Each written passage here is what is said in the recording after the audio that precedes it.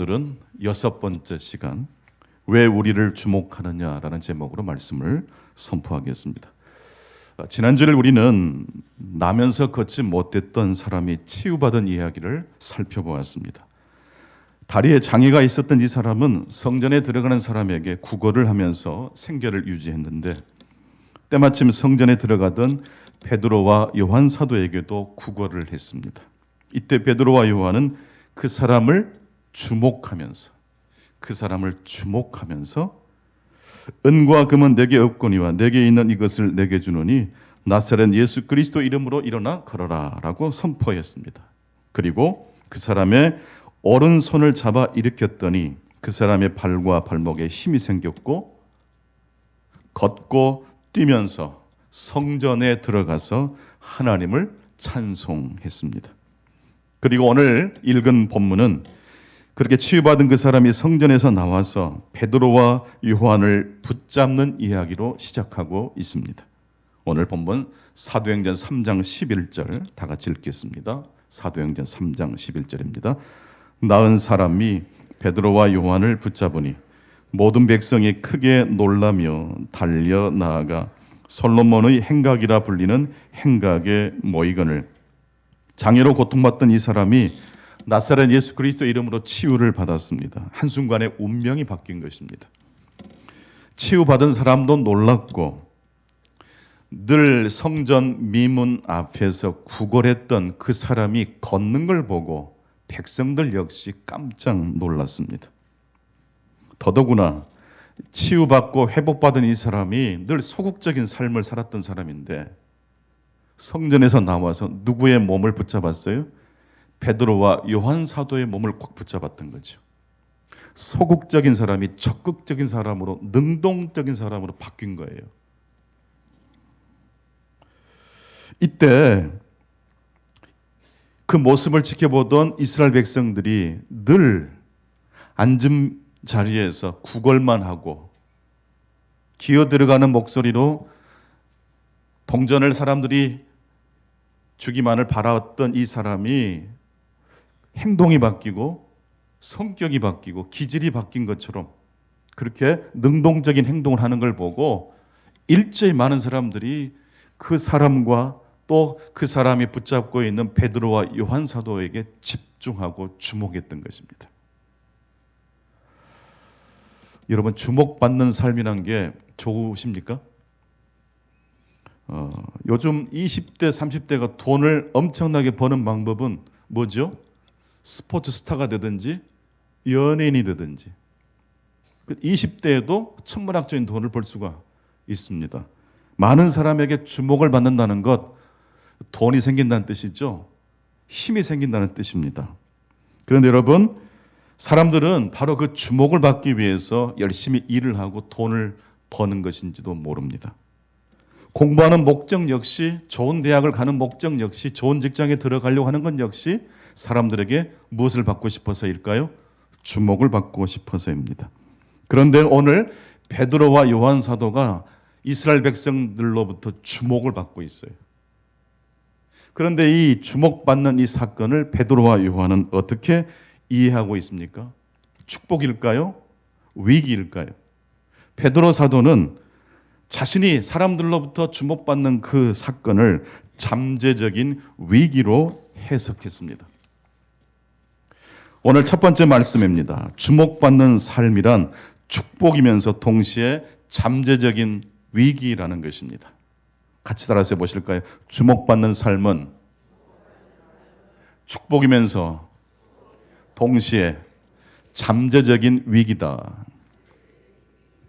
여러분, 주목받는 자리, 절정의 자리에 있으면 그 다음에는, 그 다음 차례는 무엇이 기다리고 있을까요? 산꼭대기 정상에 올라간 사람은 그 다음에 할 일이 뭐죠? 내려오는 겁니다. 절정에 직면했다는 것, 사람들에게 스포트라이트를 받는다는 것 굉장히 좋은 일이지만 연예인들이 뭐가 두려울까요? 그 인기 정상에서 추락할까 봐 두려운 거예요. 그래서 마약을 하고 술을 먹는 거예요. 주목받는 자리는 위험한 자리일 수 있다는 것입니다. 돈이 많은 사람, 권력을 거머쥔 사람, 자기 분야에서 성공한 사람, 젊은 나이에 일찍 스타가 된 사람은 항상 행복할까요? 주목받는 자리는 사람들로부터 많은 주목을 받는 자리이면서 동시에 엄청난 스트레스를 받는 자리이기도 합니다. 성공 속에는 그래서 패배의 인자가 숨어 있습니다. 다리가 불편했던 이 장애인이 치유를 받았습니다. 치유받기 전에 이 사람은 굉장히 소극적인 사람이라고 말씀드렸죠. 베드로와 요한 사도가 성전으로 들어갈 때 저를 좀 고쳐달라고 간청했습니까? 기도했습니까? 간청하거나 매달린 적이 한 번도 없어요. 그냥 구걸을 했을 뿐인데 바로 그 사람을 요한과 베드로 사도가 주목해서 보았던 것입니다. 하나님께서 주목하고 계시는 가장 약한 사람에게 베드로와 요한도 주목했던 것입니다. 그랬던 그가 치유받고 나서 전혀 다른 사람으로 변화되었습니다. 이제는 먼저 인사를 하고 먼저 다가가고 자기가 만나고 싶은 사람에게 데이트 신청을 먼저 과감하게 할 수 있는 사람으로 변화된 거예요. 그래서 성전에서 나오자마자 자신을 위해서 기도해 줬던 베드로와 요한 사도를 찾았고 그 사람이 보이자마자 그냥 지나치지 않고 붙잡았다겠어요. 그런데 주목받는 삶은 축복이자 동시에 뭐라고 그랬습니까? 잠재적 위기입니다. 왜 이 일을 놀랍게 여기느냐?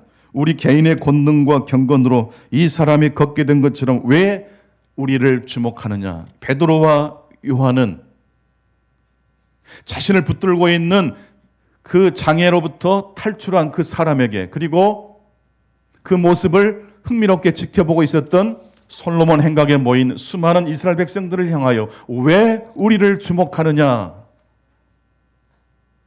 왜 나를 인기 스타로 만들려고 하느냐라고 되물었던 것입니다. 베드로 사도는 자신이 사람들로부터 주목받는 것을 극도로 경계하면서 서둘러 그 가능성을 차단하고 있습니다. 베드로 사도는 알고 있었던 것이죠. 이 걷지 못했던 이 사람이 치유받은 것은 자신의 경공과 능력으로 한 것이 아니라 누가 하셨습니까? 하나님이 하신 것입니다. 동의 가능하십니까?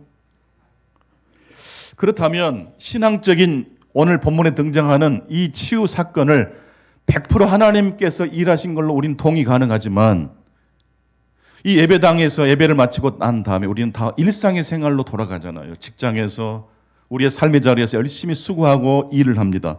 그렇게 해서 열매를 걷는 것은 잘못된 건 아니잖아요. 열심히 최선을 다해서 사람들로부터 주목을 받게 되는 경우도 있어요. 여러분, 주목받는 게 나쁜 건 아니에요. 예수님도 첫째가 되라는 말씀을 하셨어요? 하지 않으셨어요? 하셨어요. 첫째가 되라. 그러나 첫째가 되려면 먼저 다른 사람의 꼴찌가 되라. 희생을 통해서 그 단계를 밟아 올라가라 말씀하셨습니다. 그런 희생과 과정 없이 부모님 잘 만나서 또 비트코인을 잘 사가지고 대박을 친 사람이 있다고 하십시다. 그 엄청난 그 부와 힘을 그 사람이 감당할 수 있을까요? 물론 저한테 한 100억 주신다면 저는 감당할 수 있을 것 같아요. 사람은 인기를 위해 살아갑니다. 명예를 위해서, 권력을 위해서 살아갑니다. 근데 막상 그 권력과 능력이 주어지면 축복이 되는 사람이 있을 뿐만 아니라 그것이 오히려 그 인생을 망가뜨리는 경우도 있습니다. 일찍 성공한 사람, 부모의 도움을 받아 금수저가 된 사람 어떻게 될까요? 이런 말이 있습니다. 전반전이 좋으면 후반전이 좋지 않다. 같이 한번 해보실까요? 전반전이 좋으면 후반전이 좋지 않을 수 있다. 제가 한 말은 아니고요. 고사성어에 이런 말이 있습니다. 소년 등과하면 부득호사한다라는 말이 있어요. 소년 등과, 어린 나이에 성공하면 부득호사, 그 성공이 말년까지 이어지지는 않는다라는 이야기입니다. 전반전이 좋다고 해서 후반전까지 좋다고 보장이 되지 않습니다. 중국 송나라 유학자 정이라는 분은 인생의 세 가지 불행을 이야기합니다. 첫 번째, 어린 나이에 성공하는 것. 이게 인생의 세 가지 불행 중에 첫 번째 불행이래요. 소년 등과 일불행, 어린 나이에 성공하는 것. 두 번째 불행은 잘난 부모와 형제를 두는 것. 석부 형제 지세. 마지막 세 번째 불행은 무엇입니까? 타고난 재주가 많은 것. 유고 재능 문장입니다. 추사 선생이 어려서부터 글씨를 잘 썼대요. 학문도 능통했고. 지나가던 한 도인이 그 모습을 보고 이게 결코 복이 되지 않고 이 아이에게 화가 될 것이다. 그렇게 말을 하고 지나갔대요. 그 예언이 맞았나요? 틀렸나요? 추사 선생이 얼마나 고초를 겪었습니까? 너무 일찍 꽃을 피운 인생 부러워하지 마세요. 전반전이 좋다고 해서 후반전까지 계속 이어지는 보장은 없어요. 왜냐하면 이런 조건은 사람으로 하여금 오만과 독선에 빠지게 합니다. 반대로 어려서 굉장히 많은 시련을 겪고 부모의 사랑도 받지 못하고 형제의 도움도 받지 못하고 정말로 자수성가한 사람이 있어요. 이런 사람은요, 전반전은 너무너무 불행하지만 후반전은요, 전반전에 고생한 끝에 거두어들인 열매를 감당할 수 있는 인격이 갖춰진 사람이기 때문에 사람들이 자신을 주목했을 때 교만하지 않아요.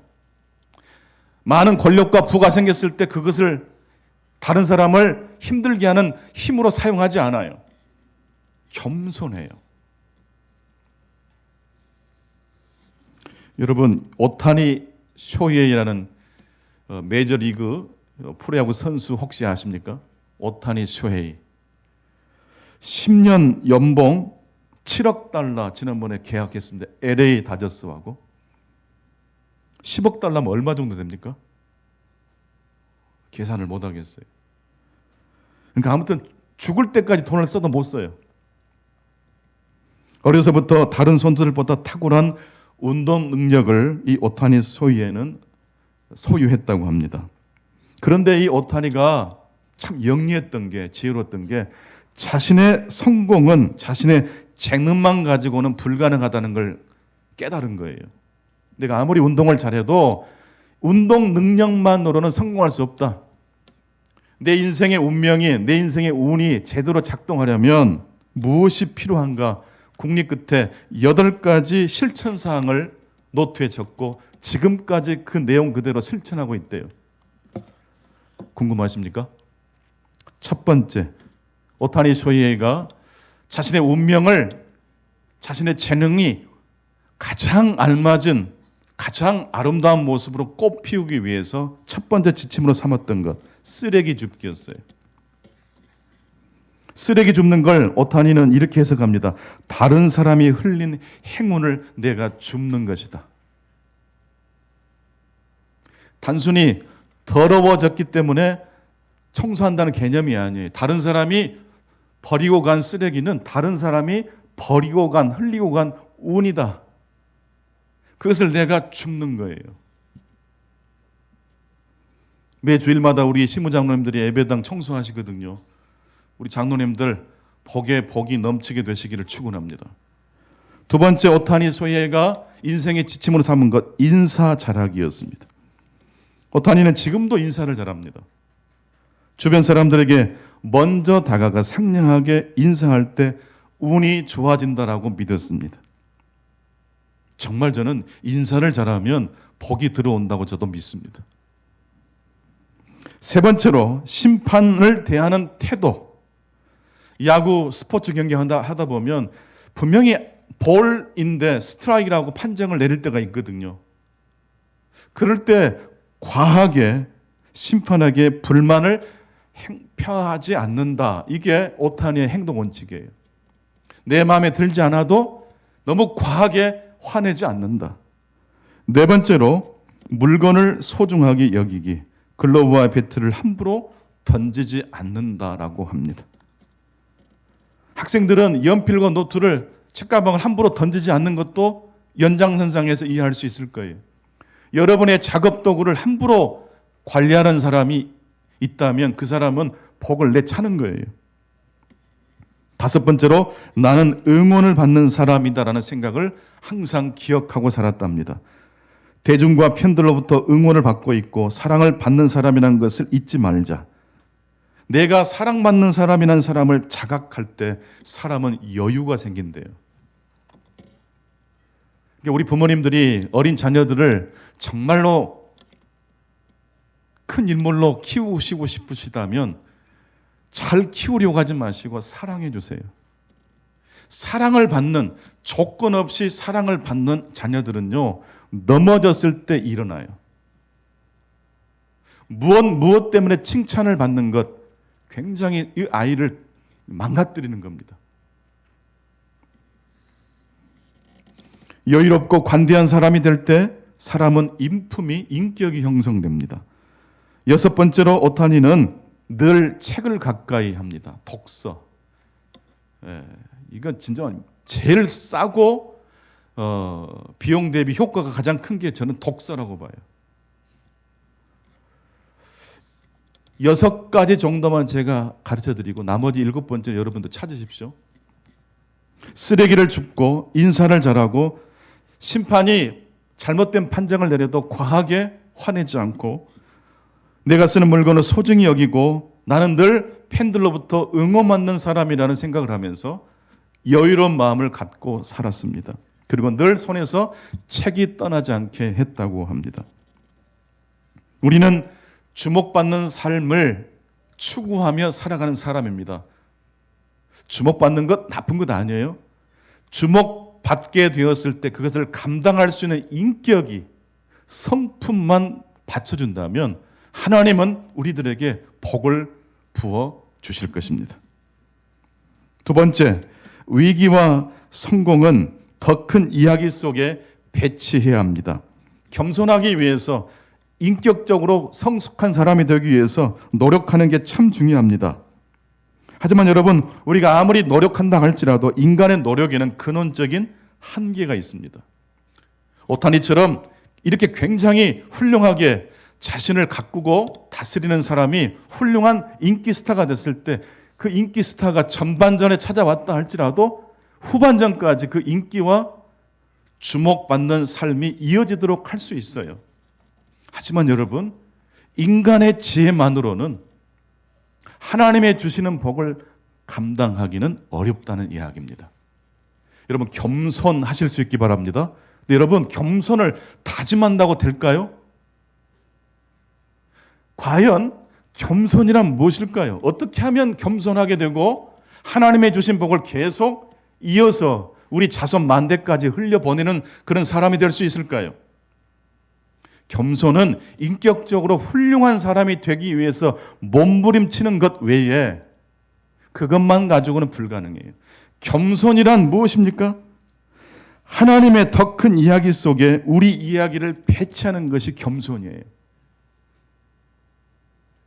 하나님의 큰 이야기 속에 우리 인생의 이야기를 배치할 수 있는 것, 이것이 무엇이라고요? 이게 바로 겸손이에요.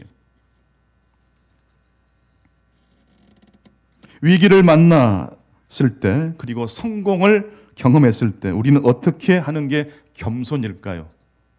오타니 소예처럼 천문학적인 돈을 벌었을 때 어떻게 하는 것이 겸손일까요? 더 큰 하나님의 이야기 속에 내 성공의 이야기를 배치할 수 있어야 합니다. 그럴 때 그 사람의 성공이 감당이 되는 거고, 혹 그 사람의 실패까지도 하나님의 더 큰 이야기 속에 배치하면 그 실패를 통해서 하나님은 그 사람을 더 아름다운 사람으로, 더 크고 놀라운 사람으로 빚어 가실 것입니다. 올해 특별히 힘들고 어렵고 고난의 시간을 보내고 있는 우리 자녀들이 있다면 이 말씀을 기억하시고 이 말씀대로 그 아이가 힘들고 어려운 이야기를 하나님의 어떤 이야기 속에, 큰 이야기 속에 배치하실 수 있도록 기도하시고 권면해 주시기를 바랍니다. 그렇다면 하나님의 큰 이야기는 어떤 내용입니까? 사도행전 3장 12절 이하에 하나님의 위대한 이야기의 그 내용이 나오고 있습니다. 12절 한번 보실까요? 12절. 베드로가 이것을 보고 백성에게 말하되 이스라엘 사람들아 이 일을 왜 놀랍게 여기느냐? 우리 개인의 권능과 경건으로 이 사람을 걷게 한 것처럼 왜 우리를 주목하느냐? 여기에서 이스라엘 사람들아, 여기에 동그라미를 쳐보세요. 이스라엘 사람들아. 이 이스라엘 사람들이 어떤 더 큰 이야기 속에 자신의 이야기를 배치해야 하나님이 사랑하시는 민족, 하나님이 쓰시는 깨끗한 그릇 될 수 있을까? 12절에 나와요. 12절. 13절에 나와요. 13절 같이 계속해서 읽습니다. 아브라함과 이삭과 야곱의 하나님, 곧 우리 조상의 하나님이 그의 종 예수를 영화롭게 하셨느니라. 너희가 그를 넘겨주고 빌라도가 놓아주기로 결의한 것을 너희가 그 앞에서 거부하였으니, 이스라엘 사람들이 어떤 하나님의 이야기 속에 자신의 이야기를 배치해야 돼요? 아브라함과 이삭과 야곱의 하나님의 이야기 속에 자신의 인생 이야기를 배치해야 돼요. 아무리 영어를 잘하고, 아무리 수학을 잘하고, 아무리 좋은 대학을 가고, 아무리 유명한 박사가 되고 성공한 사람이 됐다 할지라도 아브라함의 하나님, 이삭의 하나님, 야곱의 하나님 속에 내 인생의 이야기를 배치할 수 있어야 돼요. 그렇지 못하면 사람이 교만해져요. 전반전에 성공했다 할지라도 후반전에 꼬꾸라질 수 있어요. 절정의 자리가 반대로 미끄러지는 자리로 추락할 수 있어요.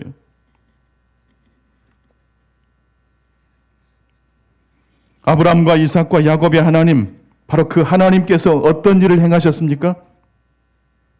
예수를 영화롭게 하셨다고 말씀하고 계셔요. 이스라엘 백성들을 예수를 빌라도에게 넘겨줬잖아요. 재판받게 했잖아요. 빌라도는 예수가 죄가 없다는 걸 알고 예수를 놓아주려고 했을 때 이스라엘 백성들이 어떻게 했어요? 예수를 죽이고 강도와 살인죄로 잡힌 바나바를 살려주십시오라고 외쳤잖아요. 14절, 너희가 거룩하고 의로운 일을 거부하고 도리어 살인한 사람을 놓아주기를 구하였으리. 15절, 생명의 주를 죽였어요. 그러나 하나님이 죽은 자 가운데서 예수를 살리셨으니 우리가 이 일의 증인이라고 베드로 사도가 백성들에게 지금 설교하고 있습니다. 16절, 그러므로 그 이름을 믿음으로 그 이름이 너희가 보고 아는 이 사람을 성하게 하였으니, 낫게 하였으니 예수로 말미암아 난 믿음이 너희 모든 사람 앞에서 이같이 그 사람을 완전히 낫게 하였다라고 말씀하고 있어요. 이게 무슨 이야기냐면, 나면서부터 걷지 못하던 이 사람이 다시 걷게 된 것은 누가 하신 일이에요? 하나님이 하신 일인데, 좀 더 풀어 설명하면 이스라엘 백성들이 예수를 빌라도에게 내어주고 불법으로 재판받게 하고, 빌라도는 예수를 놓아주려고 했으나 이스라엘 백성들이 기어이 바나바를 살리고 예수를 죽게 했어요. 그런데 이 일을 하나님이 가만히 보고 내버려두지 않고 십자가에 달려 돌아가신 예수를 하나님이 다시 살려내셨어요. 즉 예수의 부활 사건은 이스라엘 백성들의 죄가 드러나는 그러한 놀라운 장치였다는 걸 알 수 있어요.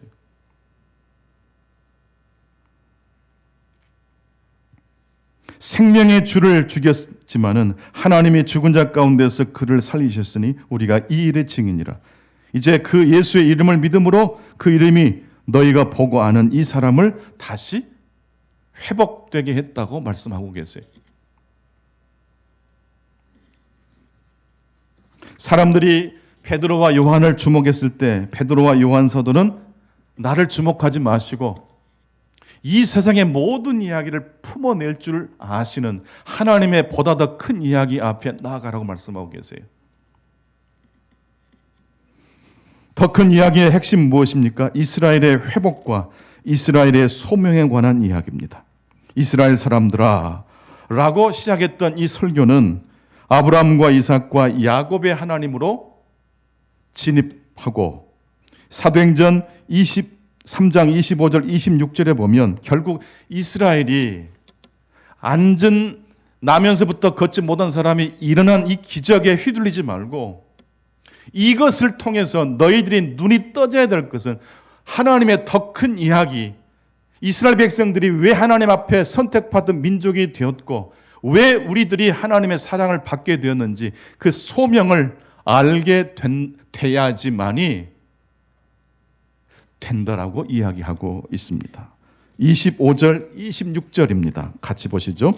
너희는 선지자들의 자손이요 또 하나님이 너희 조상과 더불어 세우신 언약의 자손이라. 아브라함에게 이르시기를 땅 위의 모든 족속이 너희 씨로 말미암아 복을 받으리라 하셨으니 이스라엘이 결국 하나님의 선민 백성으로 부르심을 받은 목적이 뭐예요? 그냥 내 민족 잘 먹고 잘 사는 거예요?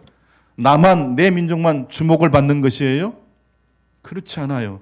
이스라엘 백성들은 땅의 모든 족속이 복을 받도록 먼저 부르심을 받은 제사장 나라라는 뜻이에요. 여러분의 자녀를 위해서 기도하실 때 단순히 우리 자녀가 잘 되게 해 주십시오라고 기도하면 안 돼요. 거기에 끝나면 안 돼요. 이 자녀가 장차 하나님 나라를 빛내는 자녀가 되게 해달라고 기도하시기 바랍니다.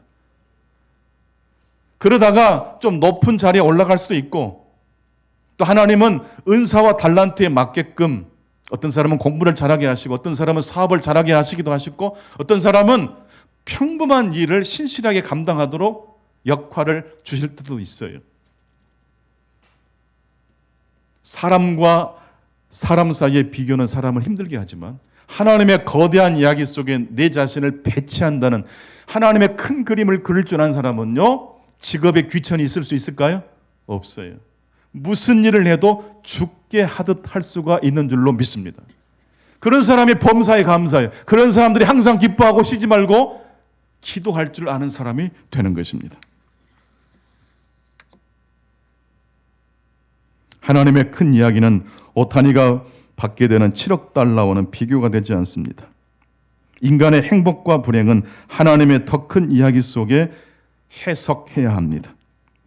여러분의 죄와 무지 역시 하나님의 보다 더 큰 이야기 속에 배치할 수 있어야 합니다. 죄 짓고 난 다음에 회개한 사람은요, 자신의 인격을 걸고 회개하는 게 아니에요. 하나님의 더 큰 말씀 앞에 자신을 배치할 때 회개할 수 있는 거예요. 돌이킬 수 있는 거예요. 깨달을 수 있는 거예요.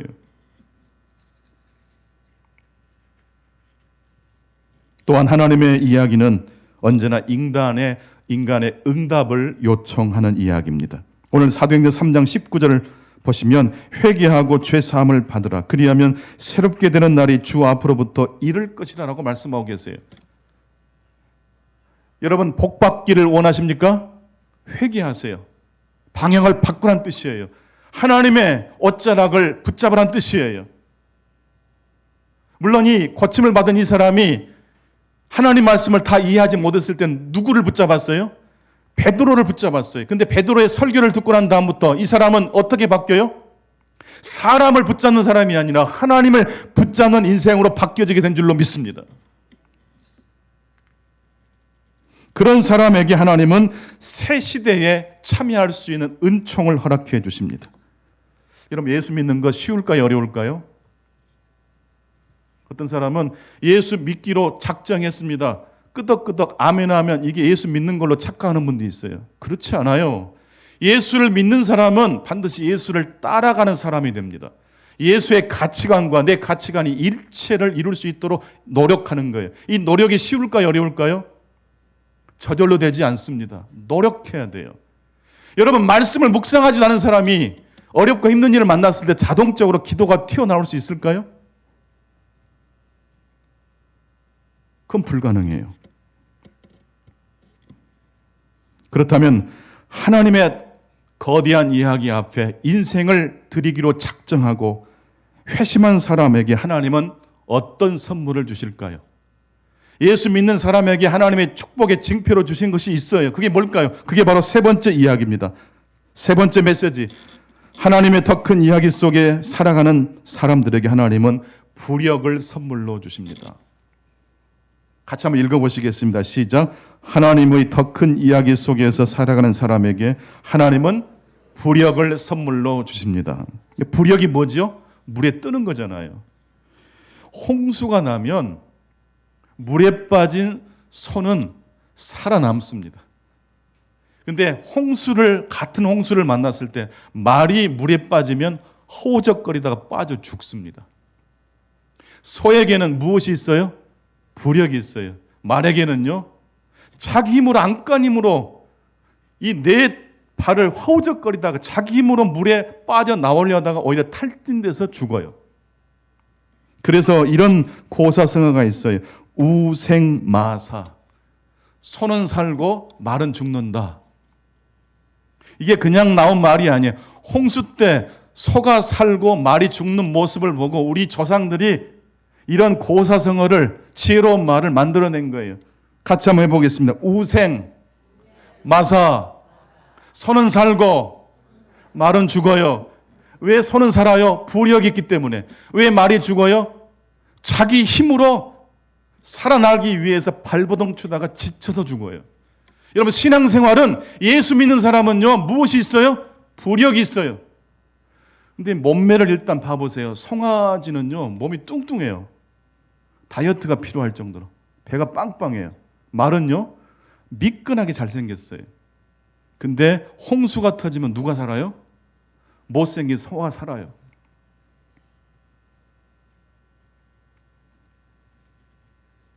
경남 합천에서 집중호우로 쓸려나간 소가 85km 떨어진 창원시에서 발견되기도 했어요. 뉴스를 보셨죠? 막 지붕에 올라가 있기도 하고. 인생을 살다 보면 홍수를 만나게 됩니다. 홍수를 만나지 않은 사람 한 사람도 없어요. 홍수를 만날 때 어떤 사람은 허우적거려요. 발버둥을 쳐요. 자기 힘으로 극복하려고 발버둥을 치다가 오히려 상황이 더욱더 악화돼요. 그렇다면 어떻게 하면 인생의 홍수를 만났을 때 소처럼 부력을 통해서 그 홍수를 헤쳐나갈 수 있을까요?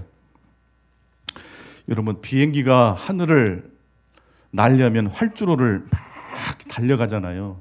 근데 이 비행기가 활주로를 이륙하려면 적어도 이 바퀴가 300km 정도를 달려야 된답니다. 300km. 그래야 떠요. 인생의 부력, 신앙의 부력은 저절로 주어집니까? 요셉은 창세기 50장 20절에 형님들은 나를 괴롭혔지만, 나를 해치려고 했으나 하나님은 그 악을 선으로 바꾸셨다. 이게 신앙의 부력을 가진 사람이 하는 말인데, 이게 요셉이 꿈을 꾸자마자, 아버지와 형님들이 자에게 잘한다는 그 꿈을 꾸자마자 그런 인격이 생겼나요? 죽도록 고생한 끝에 터득한 지혜와 신앙의 열매였습니까? 여러분, 올 한 해 죽도록 내 목숨이 끊어질 것 같은 위기에 직면했을 때, 그때 하나님의 이름을 부르시기 바랍니다. 내 힘으로 스트레스를 풀지 마시고 여호와 이름을 부르실 수 있기를 바랍니다. 여호와 이름을 부른다는 뜻은 무엇일까요? 내 힘과 의지로는 도저히 이 어려움에서 돌파할 수 없다는 인정이에요. 이게 회개예요.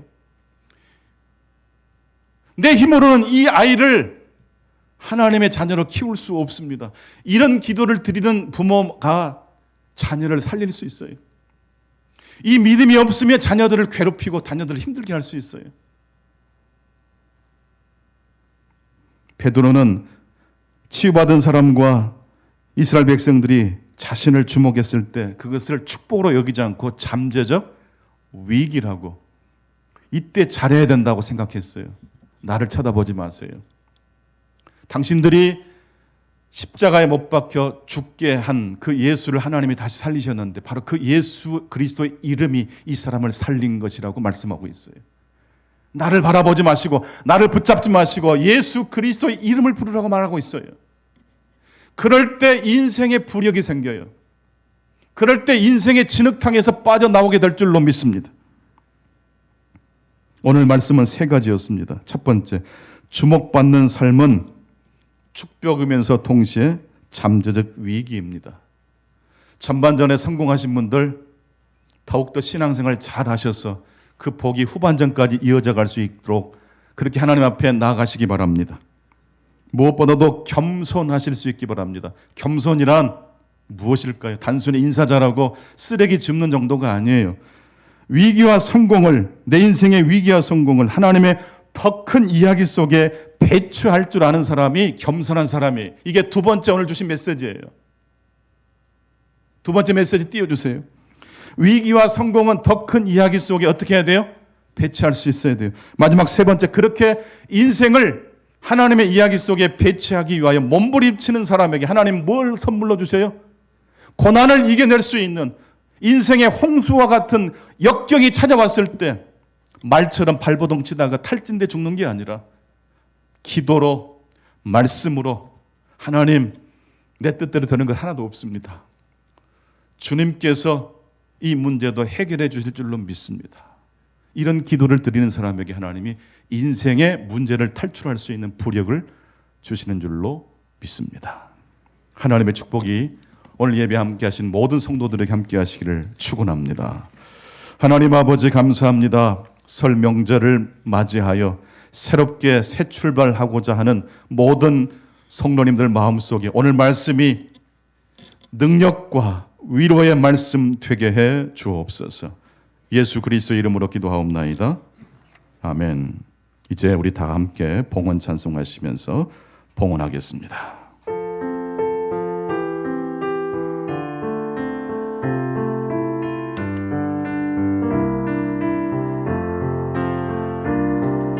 사랑의 나는 있는 곳에